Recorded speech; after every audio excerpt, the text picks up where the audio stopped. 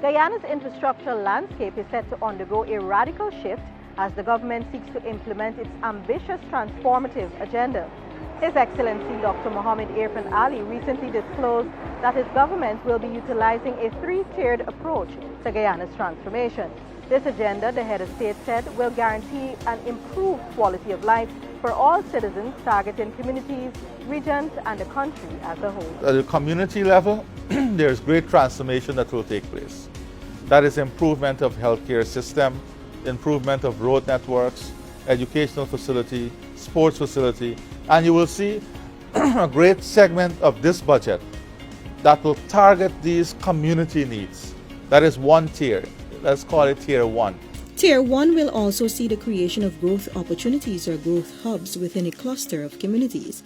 This, President Ali said, can generate employment and create sustainable development. And then you move towards Tier 2. Tier 2 now, when you go to Tier 2, is the regional development. So we move from community to regional development. Regional development is where we have, for example, the regional development plans. How do we see the development of regions taking place? And what are the key areas, the key investment opportunities in various regions? Tier 3 includes the national transformative projects. At the regional level in Region 3, you have a national transformative infrastructure that is linked to a regional development infrastructure. That is a new 4-lane road from Purika going from the Harbour Bridge going all the way to Purika, opening up of Wales as a Wales Development Authority, the landing of the gas to shore pipeline in Region 3 to Wales, onshore, which will have a big industrial development taking place there that is linked to not only power generation, a power plant, but we're looking at the possibility of a protein plant. We're looking at LPG. These are all going to be spin-off. Can you understand the massive transformation that will take place in that region? The administration has already received expressions of interest from companies both locally and internationally for the building of the new Demerara River Bridge. The bridge will stretch from Lagrange to Nandi Park. It will be a fixed high-span structure featuring 4 traffic lanes. The new bridge will feature 6.6 kilometers of additional road links, mainly on the western bank of the Demerara River, to connect to the road network. Phased development of the Purika Stelline will enable continued operation during construction and includes a terminal building, vehicle marshalling shelter, and a commercial building. Additionally, the dredging of the Demerara River Channel will enable larger ocean-going vessels to enter Port Georgetown and support the shore-based activities of the oil and gas sector. There are also plans to modernize the fleet of ferry vessels to reduce travel time and boost trade. The 56-kilometer road will run from Del Conte east bank of Essequibo through Monkey Jump before ending at Bartica by way of a 700-meter bridge across the Essequibo River. At Goshen, a roadway will also be constructed to free and easy on the west bank of Demerara, creating an alternative route to the existing roadway from the Demerara Harbour Bridge to Purika. This road will link Region 3 and Region 7 and will support the mining, forestry, and tourism sectors. Additionally, the Linden to Lethem Road will connect to a deep water port in Region 6, which will facilitate international shipping. The investments and economic opportunities the head of state highlighted will create a population push. He pointed out that this will be supported by the administration's housing program. The goal is to build 25,000 homes and provide 50,000 house lots within the next 5 years. The PPPC government, upon assuming office in August 2020, inherited a massive backlog of house lot applications from the APNU AFC coalition. However, through its Dream Realized Housing Initiative, in just only 4 months, the government was able to distribute 3,600 titles. Plans are already on stream for infrastructural development in several new housing schemes. The government is looking at sustainable housing programs that will create jobs, greater demands for services, areas for growth, and avenues for affordable housing. This is being done through collaboration with private financial institutions, housing developers, and contractors. The removal of value-added tax on building and construction materials and the increase in mortgage interest relief from $15 million to $30 million were implemented to further encourage home ownership among the nation's youth and young professionals. What you will see from housing alone, the development, the trickle-down effect, the transformation from housing alone will be something to celebrate and something for us to be proud of. What I feel great about is the level of private sector dynamism in entering the housing market. The enthusiasm from the private sector in putting in capital, private capital, to support the housing drive and housing development over the last 5 months is enormous. And I think with this type of partnership and collaboration, we'll be having an exciting transformation in terms of housing and housing development. Not only local private sector, but regional private sector. Further, 22 new housing areas have been identified and tendered for land preparation and construction of access roads. This was initiated to fast-track the 2021 housing program. A number of private sector initiatives are also expected to propel the transformative push.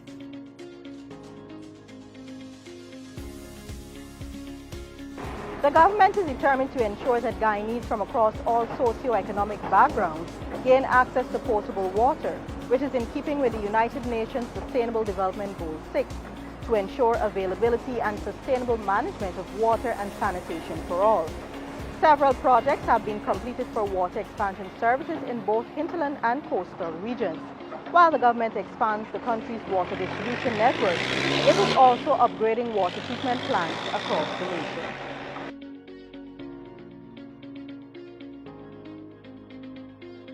A National Information Technology Master Plan has been discussed, where the administration will not only focus on e-governance but e-services as well. This initiative will see the swift move to a paperless environment and the creation of a national platform where citizens will benefit from efficient and transparent government services. The PPPC administration will also be restarting the One Laptop per Family initiative, which will support its goal for the ICT sector and bring Guyanese on par with international standards. A national energy plan is also in the making and includes the use of solar energy. President Ali said solar energy will be tied into the grid in the Essequibo Islands of Leguan and Wakena. We have a national energy plan that is looking at reducing the cost of energy by almost 50 to 60%, making Guyana now a competitive area for manufacturing within the region, for packaging and processing, and integrating the opportunities in all these islands and communities with that national energy plan. The liberalization of the telecommunications sector will also create job opportunities for thousands of Guyanese. How do we aid household income, increasing household income? And that is new income I'm talking about. So you have a lot of women and men who are not employed, a lot of women who are homemakers. They now can have an opportunity to work in call centers. That is what liberalization would help us to do. Increase our competitiveness in terms of the cost of bandwidth, which will bring more call center business here. We have already started in Tushan, where we have one of the major companies agreeing to set up there that will create about 120 jobs. The head of state is assuring all Guyanese that opportunities will be created in every region and in every sector. A national aquaculture master plan will soon take shape and will have its root in Region 5. Further, the agriculture sector will be diversified and, importantly, the sugar industry will see transformative changes. Minister of Agriculture, the Honorable Zulfikar Mustafa, highlighted some of the administration's plans for the sector.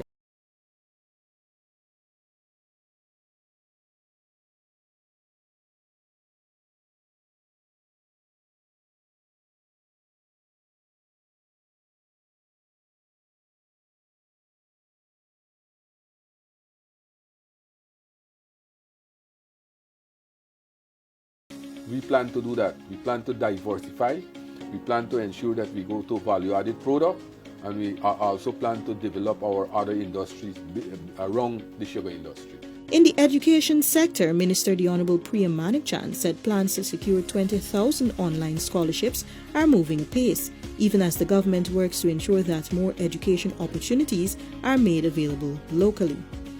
Speaking at an event back in December 2020, the minister disclosed that the Commonwealth of Learning and Coursera have collaborated to offer more free online courses for Guyanese in specialty areas.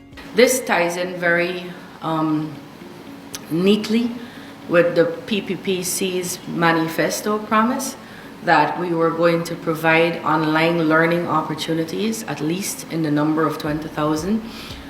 Just as a quick update, so if we were to actually count this, we've already had 32,000 certificates in an online learning environment for 8,000 persons for free. So there was no cost attached to the persons who benefited from this. That manifesto promise is being taken seriously, and I'm happy to report, and will report a little bit more detail, that we are working with several universities, including the Indira Gandhi University, the University of the West Indies, University of Guyana, to see how we can build out a program that will offer the 20,000 online, at least 20,000 online opportunities that we spoke about. In the health sector, the PPPC government has already started expanding primary healthcare services and upgrading health facilities across the country, including the expansion of diagnostic services. President Ali also spoke of the plan to modernize this sector, bringing the local health institutions in line with internationally accredited standards.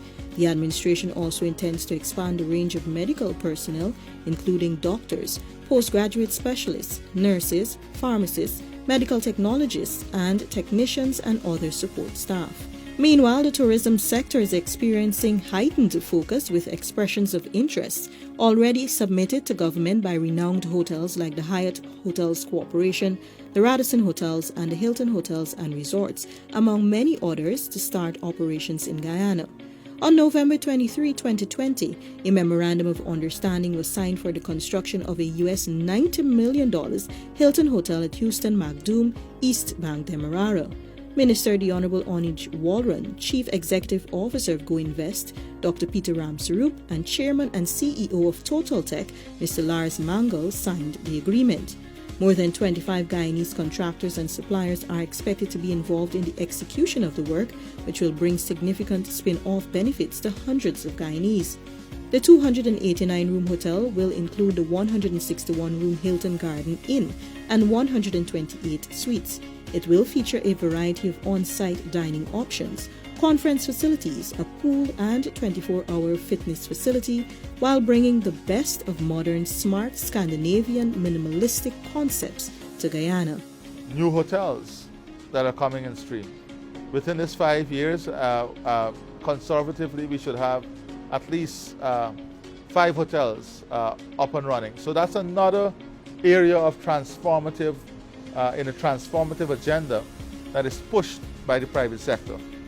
Heavy private sector investment with good support from government. We are also supporting private healthcare and private education to make it globally competitive so that we can become and we can have foreign currency earning from these services, creating a hub for health and educational services. And we are seeing a lot of appetite already from the local private sector in building these specialty facilities. Meanwhile, Senior Minister within the Office of the President with responsibility for finance, the Honorable Dr. Ashni Singh, noted that a large number of EOIs from local and international investors to develop hotels here will lay the foundation for a dynamic hospitality industry.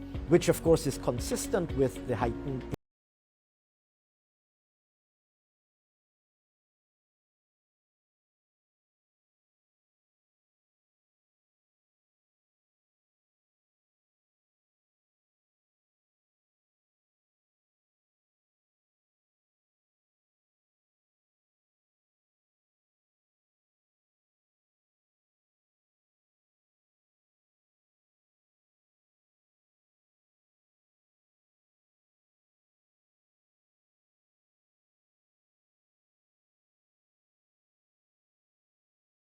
Massive transformational projects will be realized through collaboration with international partners and neighboring countries. On November 24, 2020, the governments of Guyana and Suriname signed a memorandum of understanding for the construction of a high-span bridge over the Corentyne River, linking the two countries.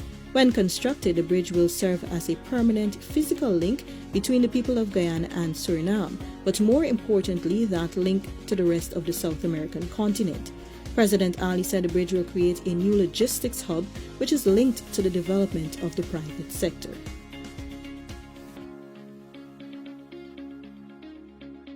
The administration has recognized the enormous benefit that this can bring in the area of tourism, transportation and trade. The two countries have expanded discussions and have agreed to promote each other's business and tourism opportunities. The expectation is that the proposed road alignment will create the possibilities for a free trade zone, enhanced land value, reduced cost of doing business, and greater ease of doing business.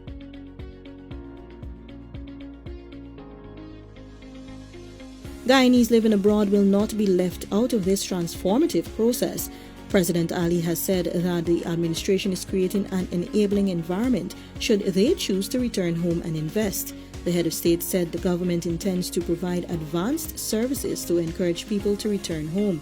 He believes that overseas-based Guyanese have been and continue to contribute to Guyana's economic advancement. With the emerging oil and gas sector and the type of investment that we are making to not only strengthen the traditional sector but to open new areas and new opportunities, we see great potential for the diaspora to bring their resources, the capital resources, back here.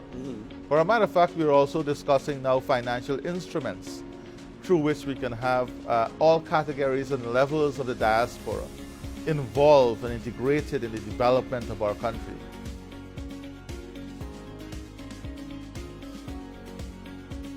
The government is committed to not only creating a policy environment that is conducive for this rapid development, but also the supportive infrastructure such as roads and bridges. The President has spoken also about his vision for infrastructure, connectivity with Brazil, connectivity with Suriname, and what that will mean in terms of, regional hemispheric integration, but also catalyzing economic activity. If Brazilian companies can literally drive to the Guyana coast and use the deep water harbor in Guyana, if Surinamese companies can do likewise, it potentially dramatically increases the economic space and the market opportunities for domestic companies. One of government's main objectives is to link the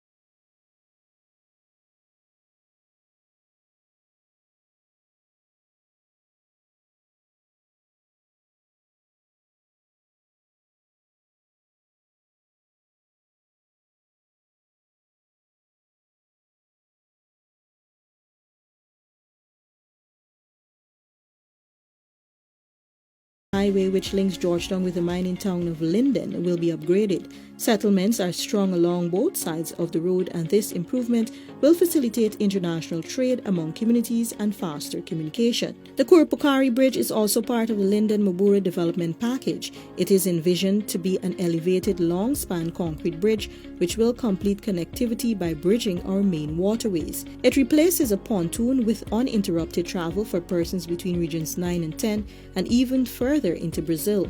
The bridge is a key element along the corridor to support the movement of cargo from Brazil to the intended deep-water port in Region 6. Meanwhile, the Amaila Road will be resuscitated to facilitate the 165-megawatt hydropower plant. The East Coast Demerara Railway Embankment Road is another thoroughfare set for major upgrades spanning 18.5 kilometers from Sheriff Street to Enmore. The roadway will serve as an alternative route to the east coast of Demerara. The project seeks to achieve structural enhancements of the road to support heavy-duty vehicles, improve pavement condition, road safety, and performance of key junctions.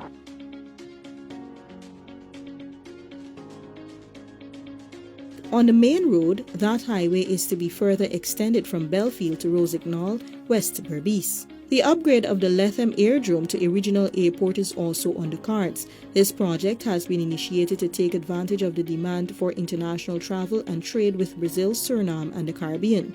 It also seeks to boost business and ecotourism in the Rupununi. Added to this, government will also be upgrading the 120 airstrips across the country, which will enable ease of travel, greater access to services, and support the tourism, trade, and health sectors. A major land project is the establishment of the East Bank East Coast Demerara Road linkage. The feasibility study has been executed with Phase 1 expected to stretch from Ogle to Higgs-Bosch, Eccles. Phase 2 will link Eccles to Diamond, and Phase 3 will link Guyana's 2 international airports, namely the Chedijagan and Eugene F. Correa International Airports. This opens the lands for the establishment of major hotels along those links. The PPPC administration has committed to creating the enabling environment and providing incentives for businesses by removing obstacles to growth, a step which it has already taken with the implementation of 40+ measures that will improve the performance of various sectors as well as the livelihood of all Guyanese. Further, government is offering a fiscal regime that encourages investment, providing an empowering regulatory framework in which businesses can operate in a globally competitive manner. These initiatives and more are all part of its transformative agenda that will see Guyana becoming a modernized state.